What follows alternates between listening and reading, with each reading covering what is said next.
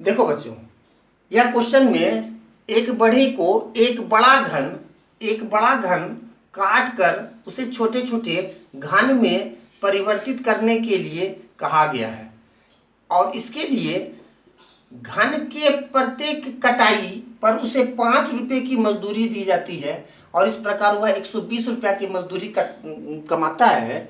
तो उसने कितने छोटे छोटे घन बनाए, यानी इस बड़े घन को काट करके उसने कितने छोटे छोटे घन बनाए।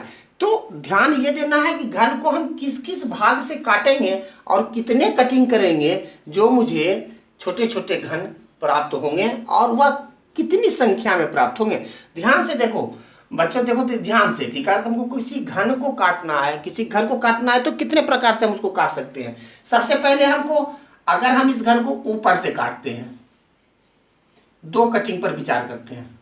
हमने ये 2 कटिंग किया, तो ये 2 कटिंग किया तो घन का मेरा कौन सा रूप निकल रहा है? देखो ये रूप निकल रहा है, एक ऐसा निकला, एक बीच से निकला और एक ऐसा निकला।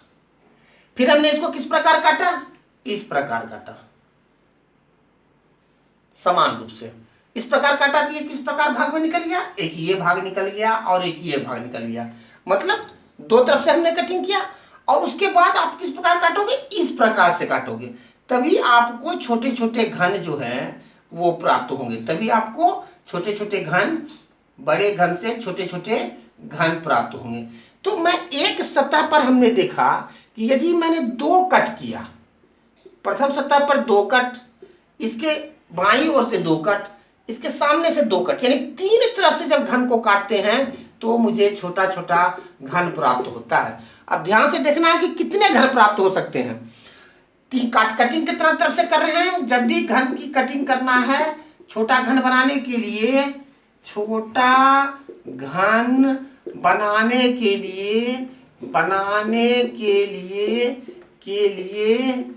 कितने तरफ से कटिंग करते हैं? 3 तरफ से कटिंग करते हैं।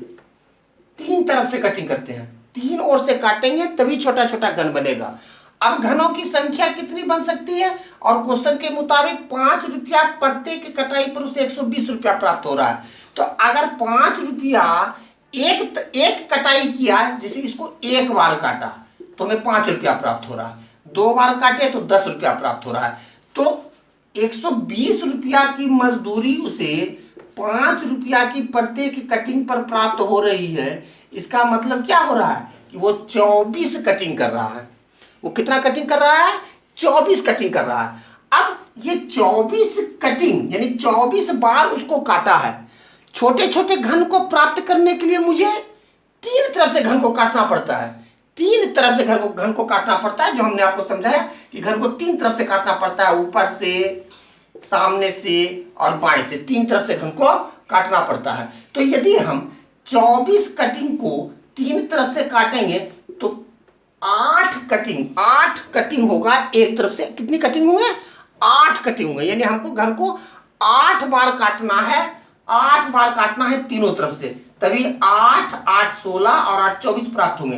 तो 8 बार काटना है, 2 3 4 5 6 7 और 8, तो हमें छोटे छोटे घन प्राप्त होंगे। तो कितने प्राप्त होंगे? तो 1 2 3 4 5 6 7 8 कटिंग कितना किया हमने? 1 2 3 4 5 6 7 और 8 कटिंग। 8 कटिंग किए तो घन कितने प्राप्त हुए?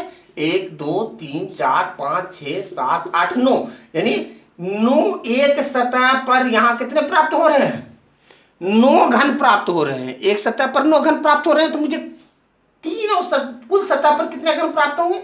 9 इंटू 9 इंटू 9, 9 नमा 81, 81 नमा 729 कुल छोटे छोटे घन मुझे प्राप्त